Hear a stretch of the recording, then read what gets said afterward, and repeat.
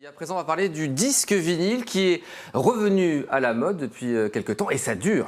En 2022, il s'est vendu plus de 5 millions de vinyles en France, soit environ 3 fois plus qu'en 2016. Dimanche à Tours avait lieu la 40e édition de la Bourse au disque de Radio Béton à MAM. Aurélie Renaud a rencontré ses fans du 33 Tours et les commerçants qui se sont spécialisés dans le domaine. Nirvana, Bob Marley, Johnny Cash, 50 000 vinyles prêts à être posés sur la platine. De quoi rassasier les amateurs et les collectionneurs.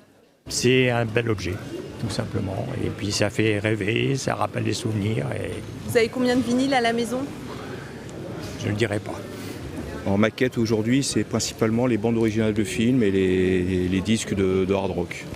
Au niveau des BO, vous cherchez quoi? Surtout les films des années 80-90. Bonne pioche, ce client repart avec le 33 Tours des Gremlins pour 15 €. Des vinyles, il y en a pour tous les prix, de 5 à plusieurs milliers d'euros. Les clients sont pour la plupart ici des quadras ou des quinquas, avec des demandes précises. Essentiellement rock, voilà, un petit peu blues, un petit peu de jazz, mais surtout. Une galette noire et brillante et des pochettes que l'on expose comme des œuvres d'art.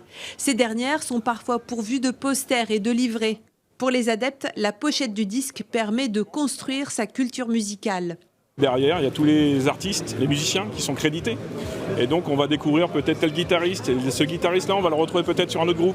On va se dire, ah, mais c'était bien ce qu'il avait fait. Donc, je vais peut-être aussi me laisser tenter par cet album-là.